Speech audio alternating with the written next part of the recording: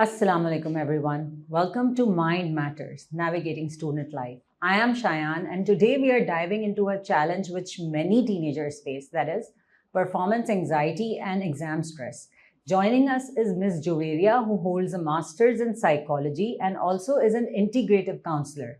She works with a range of short-term and long-term situations like anxiety, depression, trauma, relationships, bereavement and self-esteem issue. Also, she is my colleague at Reflections. Welcome to my podcast, Ms. Jovairia. Thank you. So, today I'm going to ask you a few questions that are related to students in O and A levels, and generally students who are giving their exams and they're part of academia. So, what are some signs of stress in a student? It's actually true that a lot of students experience stress these days during school. They're very young people. We don't expect them to, but they do. What we need to understand is there are lots of types of stress. There's good stress and bad stress, and students experience them both. Good stress is not necessarily a bad thing. Good stress is signs of that could be worrying about your test, approaching your teacher, setting deadlines, trying to get your work in order. All of that is pushed by stress, good stress, healthy stress. But then if it becomes too much, if you start losing sleep, if you start losing appetite, if you blank out, if you have panic attacks, then those are signs of bad stress. And then something needs to be done about it. Yes, actually, this is also quite relatable because I have also encountered a lot of students who have reported such signs during exams and, while they're in school. So, what do you think? What are some school related triggers of stress? Oh, there are lots. There are lots. As adults, we tend to think the life of students and children is easy, but it's not. And there are a lot of school related triggers. The race for grades. It is actually horrible how stressed students are these days at their young age about getting perfect scores, getting A's, and sometimes these pressures are put upon them by parents and by their teachers. And then there's social pressure coming out of school. They also, along with their grades, they also need to be popular. They need to be friends with all of the right people. They need to blend in. And then there is the menace of bullying. A lot of students have to experience bullying during their school years. They go through that silently. They're not even able to share that, but it is a very huge reality. Absolutely. And the point is that a lot of students, उनको पता भी नहीं होता है कि bullying क्या है. They don't have a definition of bullying. Yeah. And they are going through it, लेकिन उनको पता नहीं चलता during their school time because obviously they are also very, very young. And a lot of times they would not want to share that with their parents or with their siblings. तो आप हमारे लिए define कर सकती हैं कि bullying क्या है? Actually, this is a very good question because so many times bullying is accompanied by shame. Yeah. And that's why students don't even want to admit to themselves that they're being bullied. Absolutely. Let alone approach a teacher or a parent. So they choose to stay in denial and they choose to accept the bad behavior from others. But I think it would be good for people to sit back and analyze, are they being hurt? Now, what exactly does that mean? It means that if someone's words or actions are hurting you repeatedly, if they're using their physical strength, or their words to hurt you constantly, to put you down, to make you feel less than, अगर आपको ऐसा महसूस हो रहा है कि मैं constantly मेरी बेइज्जती हो रही है या constantly मुझे तकलीफ पहुंचाई जा रही है, तो फिर ये बुलिंग है। और सबसे बड़ी चीज़ जो इस्तेमाल की जाती है वो है कि इट वाज अ जोक। हाँ. मैं तो मजाक कर रहा था।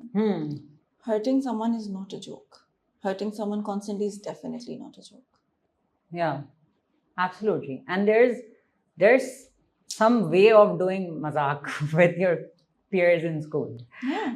And you know, मजाक that's करने में और हाँ. मजाक उड़ाने में, that's the biggest difference. हाँ. I think either you're making fun of someone or you're having fun with someone. हाँ. A joke should be funny, not hurtful.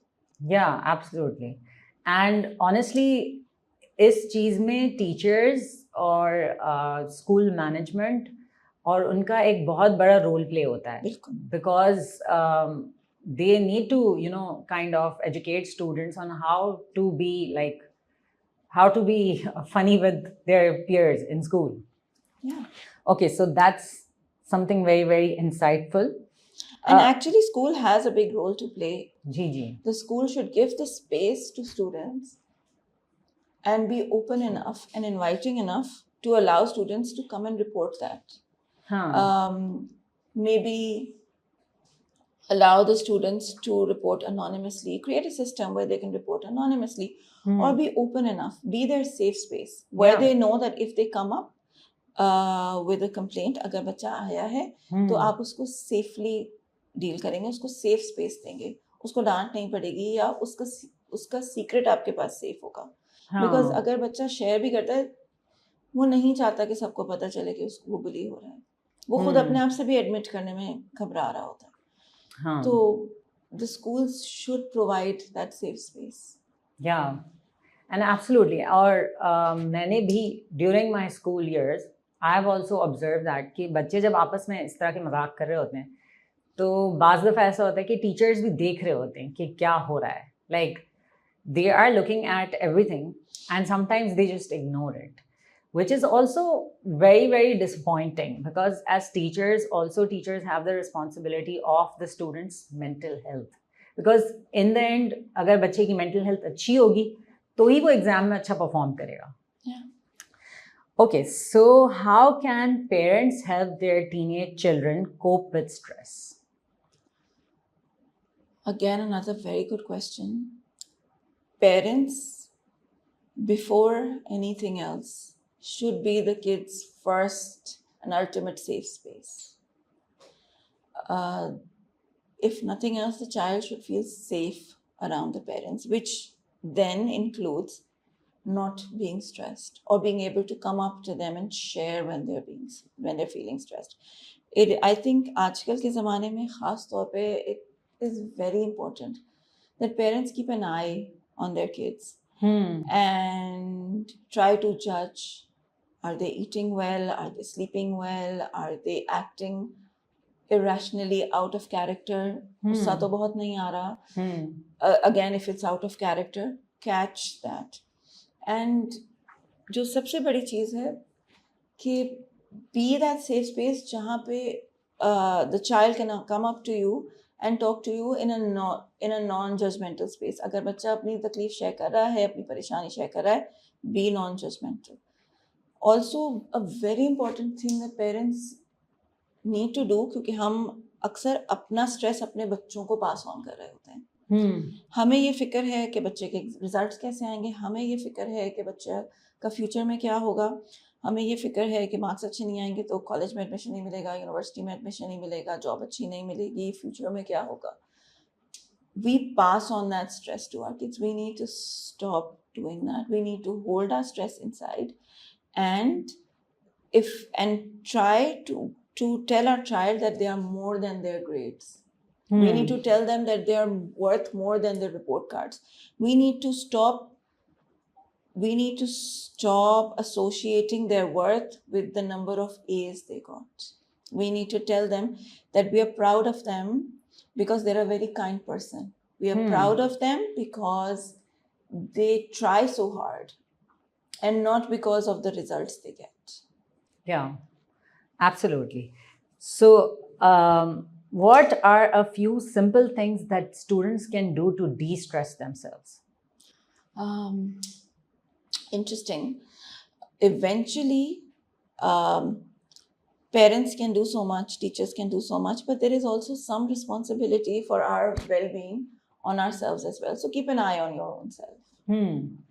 Keep an eye on how you are feeling.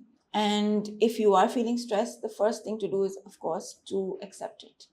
Yeah. Yes, I am stressed. This is stressing me out. The situation, a person, anything. And then give yourself time. Step away from the situation. Yeah. Breathe. And different things work for different people. Generally, when we're stressed, our cortisol level rises and adrenaline rises. We go into this, in simple words, fight or flight mode. Yeah. तो उसको calm down करना है. Different things work for different people. Movement is like a big thing. It can be exercise, it can be a walk, it can be a jog, it can be yoga, it can be dance. Anything. But movement helps. Do what works for you. Yeah. But move. Get your body moving. Breathe. Another very simple thing that students, and anyone for that matter, should learn to do is to keep your hand on your heart and your stomach and breathe. Breathe slowly, breathe in and breathe out. Do that a few times. Yeah. It is going to bring your cortisol level down. It is going to help you calm down. And people have other tricks as well. You can pick, if you're really, really anxious, pick up a piece of an ice cube and put it on your temple. That even sometimes helps you to rewire your brain waves and that moment and bring your stress level down. Yeah, that's a very nice and that's for the first time that I've heard an ice cube. But yeah, that may make us focus more on the ice cube and the the temperature of the ice cube rather than the problem that we have in the current time. In the current time. The main problem is with students also, and generally with adults as well, is that they get into a spiral of overthinking. Yeah. Because of which they stress. And most of the time when they stress, it's about the past or it's about the future. And that is the thing that we need to, try to make them focus on their present so that they can enjoy their present moment.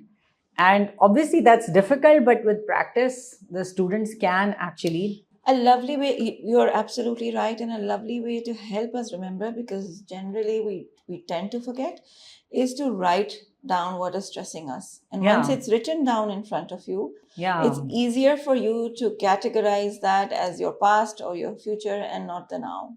Yeah, absolutely.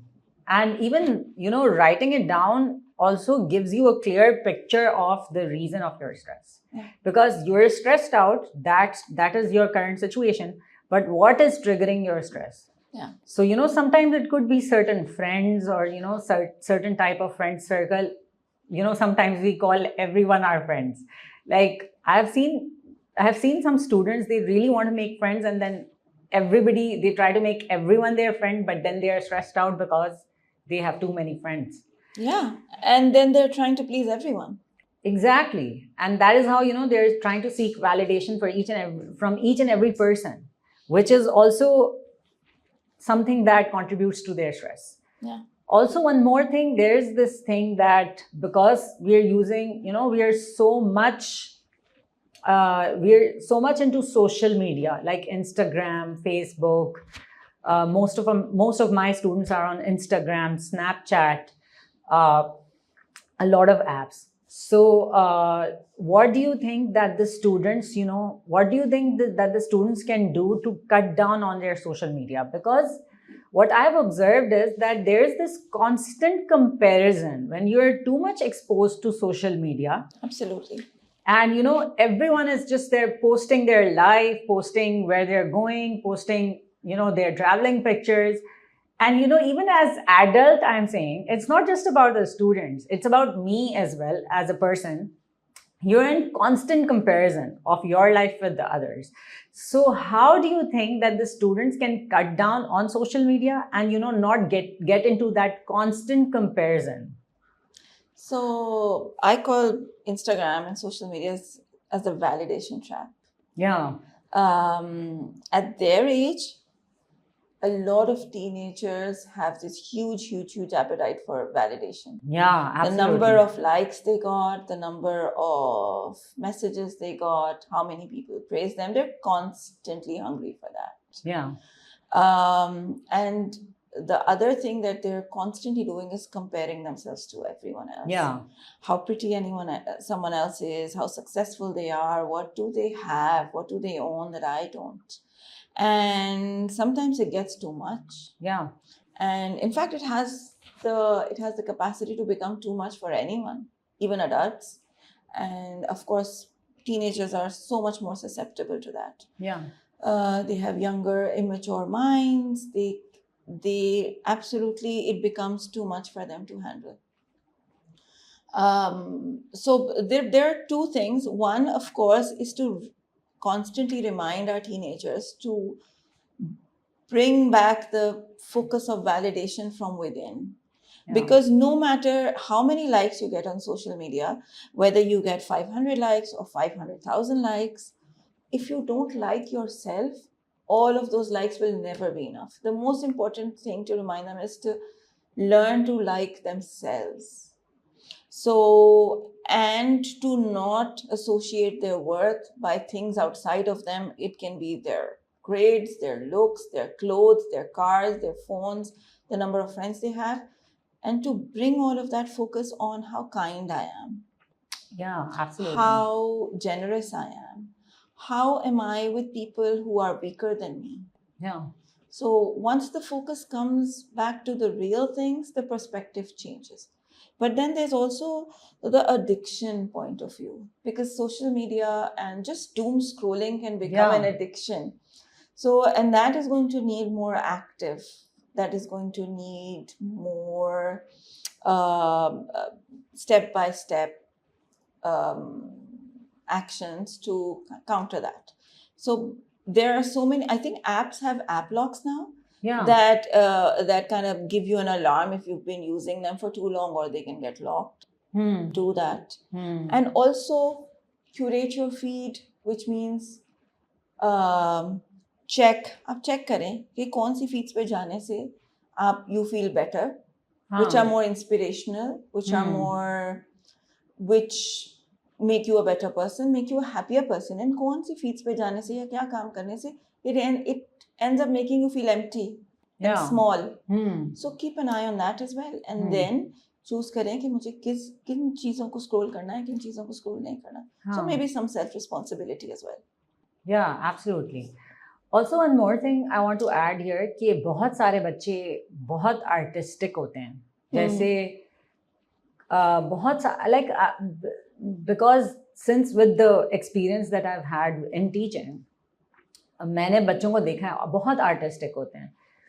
So rather than focusing on the Instagram itself, they can more like focus more on something which जहाँ पे भी उनका art है. जैसे कुछ बच्चे sketching में बहुत अच्छे होते हैं और पेंटिंग वगैरह में बहुत अच्छे होते हैं. बहुत सारे मतलब डिफरेंट चीज़ों में बहुत अच्छे होते हैं. So maybe focus more on that and trying to improve themselves in that. या फिर अपना social media के through ही लोगों को बताएं अपने art के बारे में. Yeah. And that will make them feel proud of themselves, and the validation can come from within them. Because obviously people will appreciate them for their work rather than how they look or what their grades are.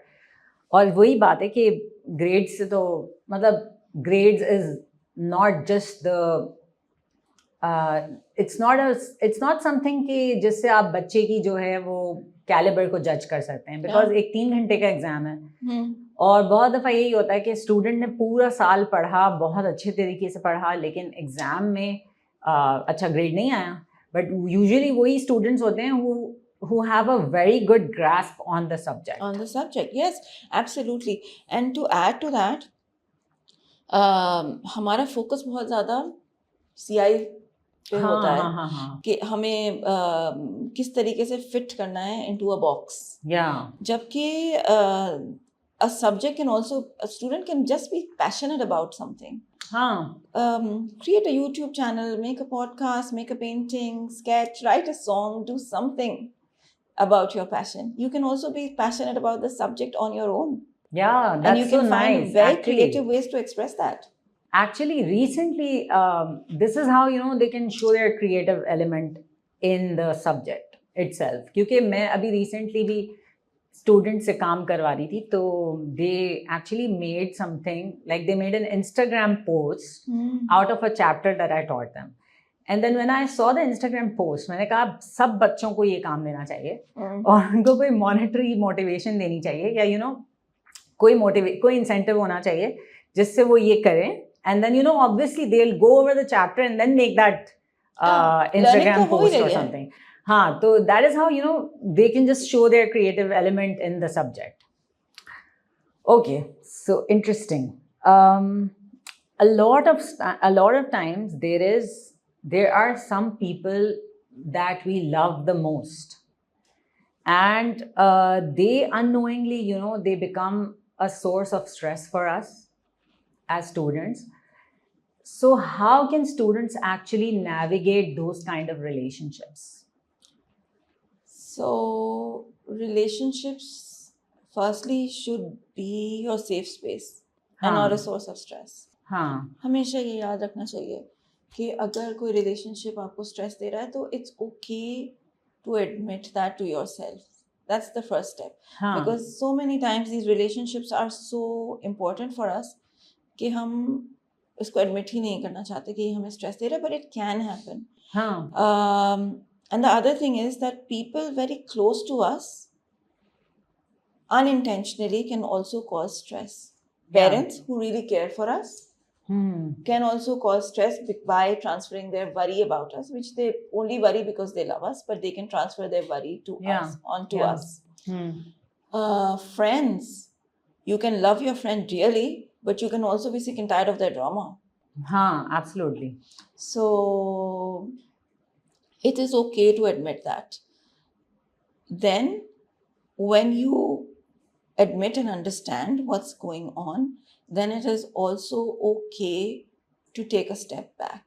Take a 10-minute break, take a walk, say I need to go to the restroom, say I just need to walk, I need to breathe, and distance yourself so that you can think clearly.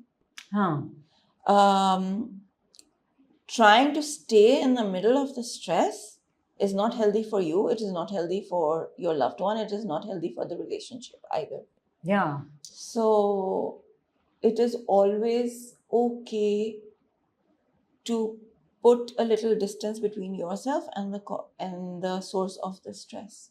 And then you can perhaps talk to them. Be honest. Let them know that you love them, but a certain behavior or a certain action is causing you stress. Communication is key. Absolutely. And that is what, something that I have also,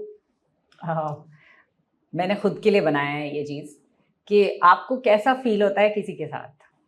Like when you're around someone, what kind of feeling that they give? Like what is the kind of feeling that they're giving you? A lot of times जब बच्चों को stress होता है कोई किसी की वजह से, सही है, तो कोई भी हो सकता है. A lot of times they ignore the signs of stress within them when they are around that person. And because of that, वो stress add होता जाता है.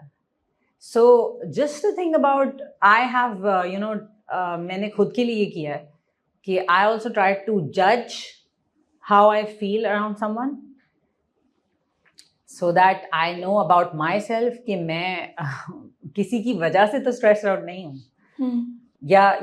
Obviously you can judge that by yourself as well. क्योंकि कभी-कभी आपकी नींद नहीं हुई होती है तो भी आप stressed out होते हैं, या आपको भूख लगी हुई होती है तो भी आप stressed out होते हैं. Not necessarily because of a person, but then अगर आपको repeatedly किसी के साथ stress feel होता है तो फिर that is a sign of stress. And also one more thing to remind yourself is that you feeling stressed with someone does not mean you think they are a bad person. हाँ, ये बहुत ये बहुत अच्छी बात because है। जब आप ऐसा सोचते हैं तो फिर आप उस स्ट्रेस को अंदर छुपा लेते हैं, because you don't want to call someone a bad person, you don't हाँ वांट टू हाँ कॉल हाँ योर हाँ parents a as bad people or हाँ your हाँ friend a हाँ bad person. It does not absolutely mean they're bad people. It just means that something they're doing is causing you stress. And like you said, keep an eye on yourself. Am I feeling nervous?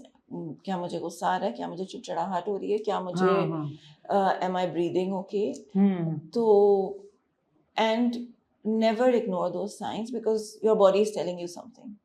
yeah absolutely और वो that is actually बहुत कुछ लोग बहुत ignore कर देते हैं उसको जैसे आपने कहा कि we don't want to call the other person bad and that is why we just ignore the signs but honestly this was an amazing conversation with you, Ms. Jovairia, and thank you so much for joining my podcast today. Honestly, this was very insightful and I'm hoping that this will be very helpful for the students also. I hope so too, and I really enjoyed it as much as you did. So that's about it for today. So this was basically a conversation with Ms. Jovairia so that we can help our students deal with the kind of stress that they are facing in their everyday life. So thank you so much for watching, everyone. Hope this helps you.